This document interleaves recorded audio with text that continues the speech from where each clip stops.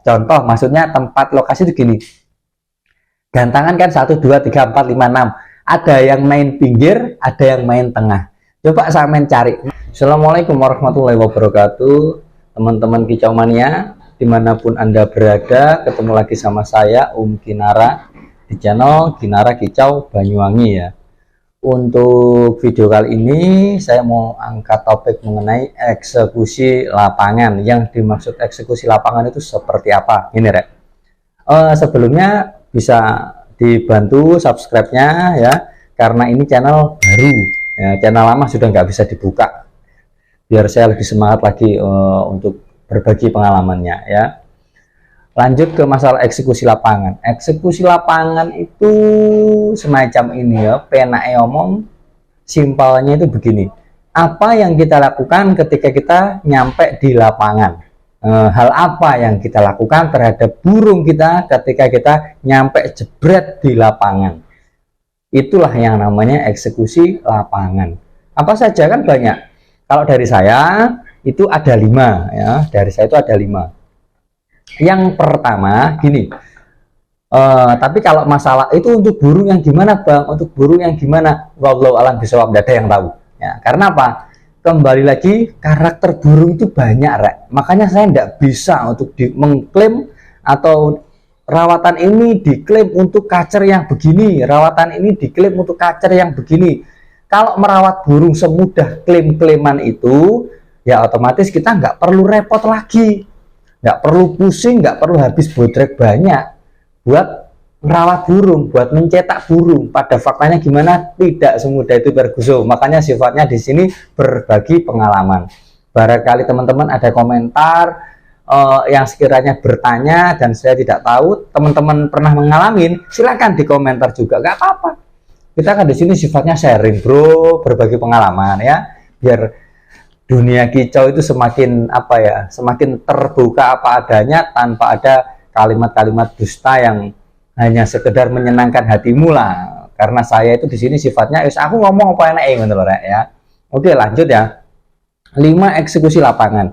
Kalau saya gini, eksekusi lapangan pertama yang kita lakukan ketika kita nyampe di lapangan jebret, itu yang pertama yaitu dengan teori ablak.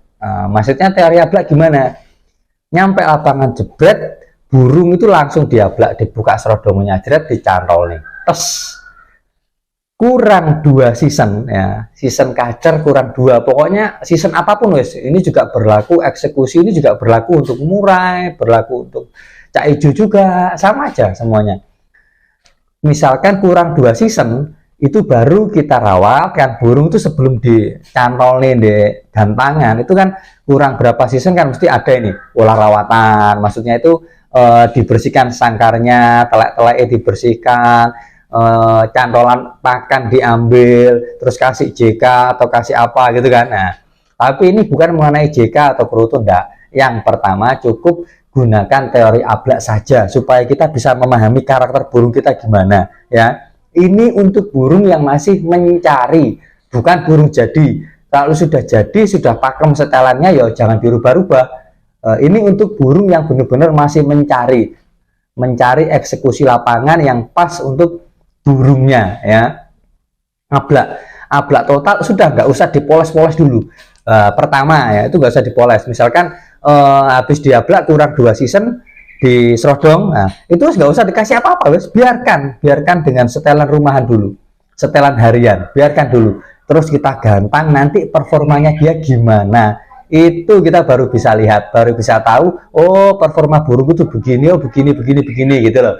Kan kalau langsung kita poles-poles nanti bingung, ini gara-gara apa kan nggak tahu kita gitu loh. Itu tadi yang pertama ya bro ya. Terus sekarang yang kedua ya hampir sama, hanya saja bedanya serodong. Nah jadi gini, nyampe lapangan jebret yang kedua ini pembaruan daripada teori eksekusi dari video lama saya loh ya. Kalau video lama nanti kapan-kapan tak cantumkan di sini. Lanjut yang kedua. Yang kedua itu nyampe lapangan jebret, burung tetap diserodong. Hanya saja resletingnya dibuka. Resleting tok, selerekan dibuka, tapi biarkan diserodong wis. Nah, nanti sekiranya kurang 3 season kita ablak bentar. Biarkan burung itu on dulu. setelah on serodong, agak on gitu loh, agak mulai buka ekor atau agak menandakan dia itu kayak mencari lawan. Mana ini suaranya wis greget kan, kita tahu kan pasti kan. Burung ini mulai on, mau on kan kita pasti tahu sebagai penikmat burung kan. Sudah mulai agak on, serodong lagi. Sebelum serodong sambil dibersihkan semuanya, telek, pakan-pakan dikeluarkan kan, mau naik kan gitu. Mau naik ya dikeluarkan semua. Setelah itu bawa ke lapangan. Udah, jadi ngablaknya cuma sebentar, tidak lama. Ngablaknya hanya sebentar ya. Kalau ada suara masuk nggak apa-apa ya, tapi kan masih jelas karena ada pembangunan di sebelah rumah ya. Terus yang ketiga, itu tadi yang kedua, yang ketiga, share aku tak nyemut rokok. Terus yang ketiga, itu nyampe lapangan jebret ya, nyampe lapangan jebret, diablak kembali lagi ke teori satu tadi. Ya, teori satu tadi. Diablak total, terus kurang 3 season kalau bisa ya kan, tetap diablak kan, nutupnya kalau sudah diserodong. Nah, kurang 3 season atau kurang 4 season, ya kurang 3 aja lah. Kita kasih JK2 ya terserah lah, JK itu manut. Kalau bisa jangan banyak-banyak, JK2 aja atau 3, tambahi ulet Hongkong. Hongkongnya bisa 4 bisa 5. Nah, nanti dia kan habis makan tek dia otomatis kan on lagi, bunyi-bunyi lagi, kicau-kicau lagi. Nah, nanti kalau dia udah kicau-kicau lagi, kita serodong wis. Sambil menunggu dia selesai makan, sambil menunggu dia itu menghabiskan makanan, terus sebelum kita menyerodong lagi kan, itu sambil menunggu otomatis kan sampai kurang lebih paling ya hingga ke season kurang 1, kurang 2 kan selesai pasti makannya kan, dia kan sambil dia kicau-kicau lagi dikit-dikit, habis itu diserodong. Ngono lho rek ya. Habis diserodong, kalau dia sudah menandakan rodo on wis, pokoknya rodo on itu serodongan wis. Cuman dari pertama ablak, bedanya ablak, kalau yang kedua nanti kan serodong. Terus yang keempat, ini yang keempat bro. Ya, kalau yang keempat ini kembali lagi kepada teori yang kedua tadi, nyampe lapangan jebret tetap di serodong ya, kurang 3 season itu kan kita diablak. Nah, diablak bentar sambil kasih ya disetut, like cara bahasa sini disetut ya, bukan doping ya sebenarnya. Ya disetut, dikasih makanan tadi loh. Ya bisa JK sama Hongkong. Kalau udah JK ya sama Hongkong, atau JK keruto. Atau kalau enggak keruto aja, kalau enggak Hongkong saja.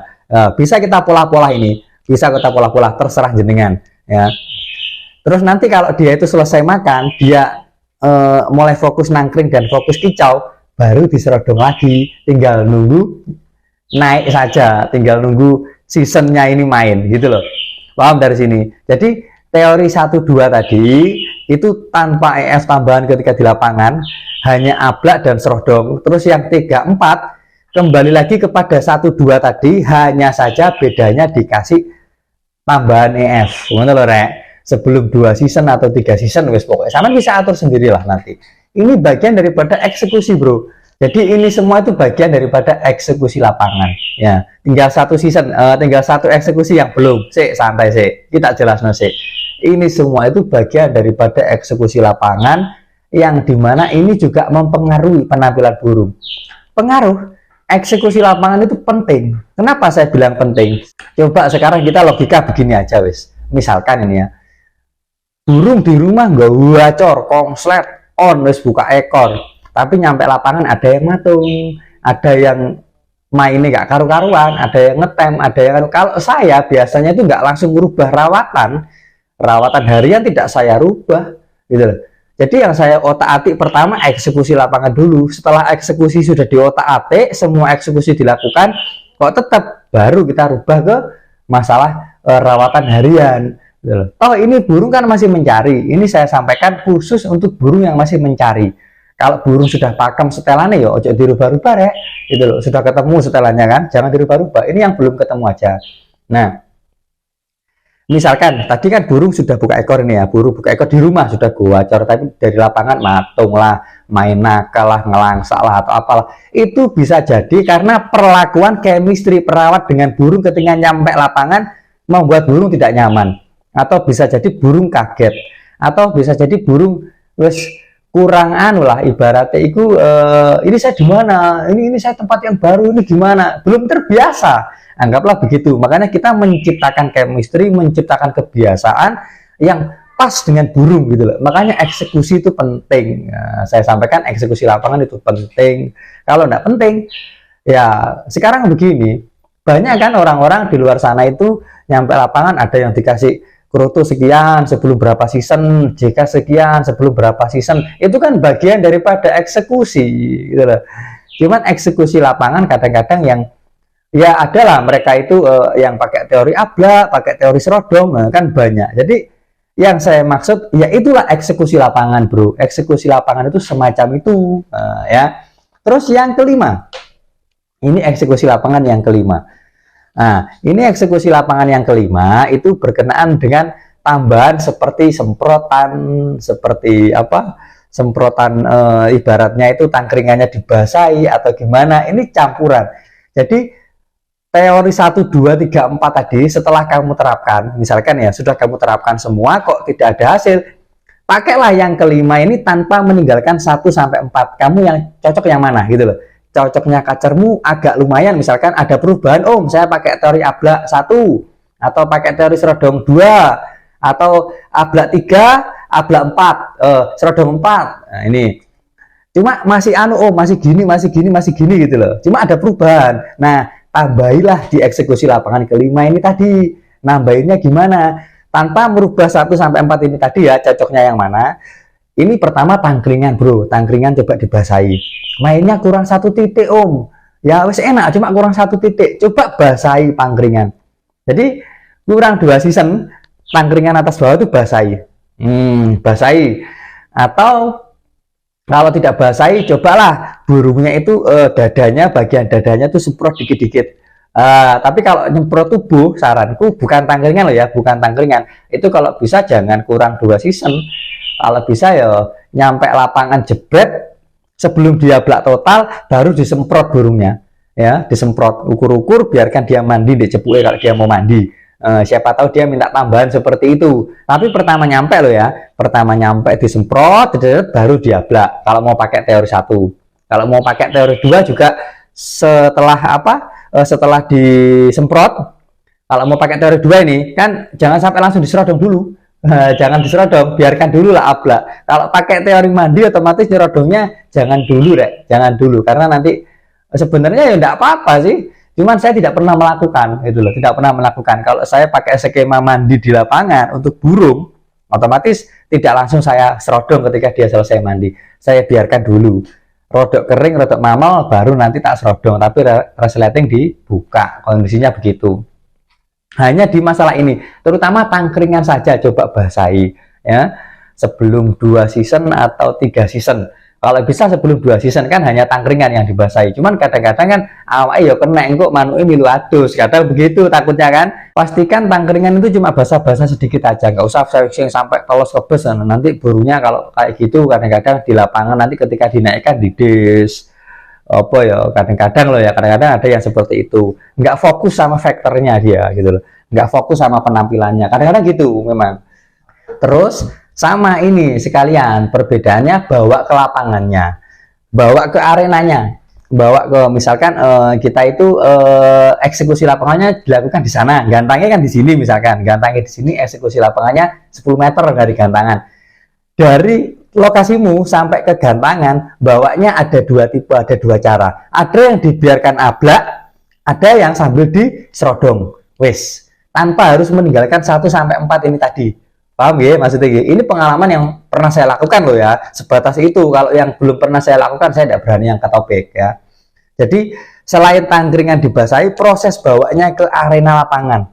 Proses bawanya ya, gowone ning lapangan. Pakai ablak atau pakai serodom. Kalau pakai ablak, saranku bawanya jangan di petenteng gini, tapi di pundak. Di pundak kalau bisa. Ya kalau burungnya tidak gelabakan ya di petenteng nggak apa-apa, tapi kalau gelabakan lebih baik di pundak. Di pundak gini. Kalau yang bawanya serodom ya seperti biasa di serodom. Gitu. Udah, bedanya hanya itu saja, nggak ada lagi insya Allah. Yang mungkin hanya ada sedikit tambahan kecil-kecil, misalkan contoh, kadang-kadang menaikkan burung itu kan kadang-kadang enten-entenan, tumbuh-tumbuhan kan kadang. Ada yang maunya itu naik di belakangan, ada yang minta naik pertama, ya coba sampean otak-atik naik pertama atau naik langsung, dinaikkan langsung atau naik akhir ya. Terus sama pemilihan tempat. Pemilihan tempat itu juga termasuk bagian daripada eksekusi supaya burung ini sesuai dengan apa yang diinginkan, sesuai dengan kenyamanannya. Contoh maksudnya tempat lokasi itu gini.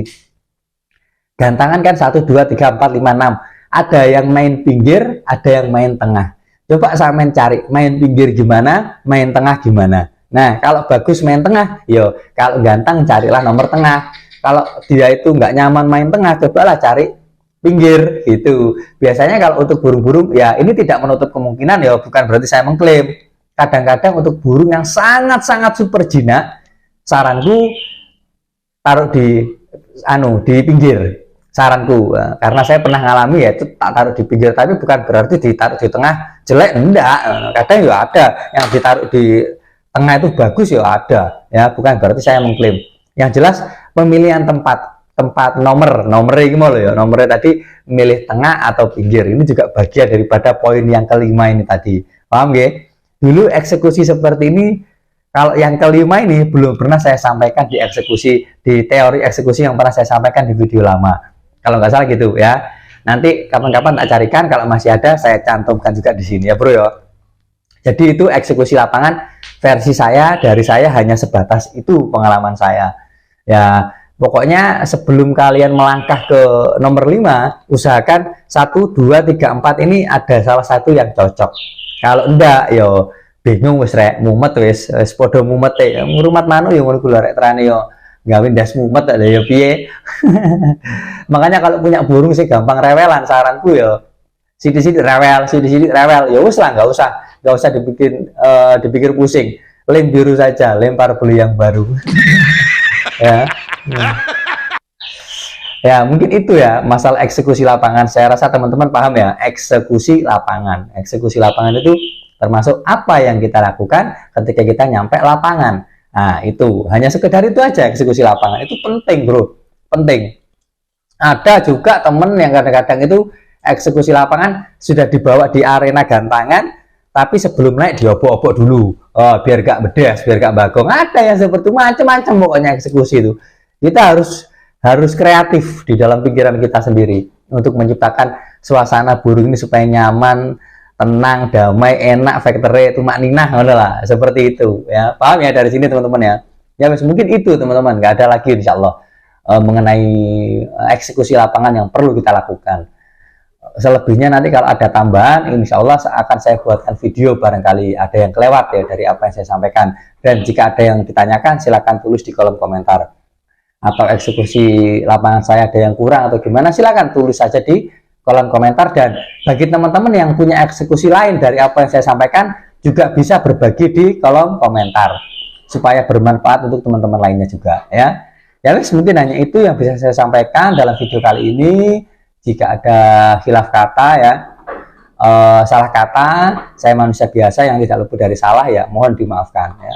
Saya akhiri, wabillahi taufiq wal hidayah. Assalamualaikum warahmatullahi wabarakatuh.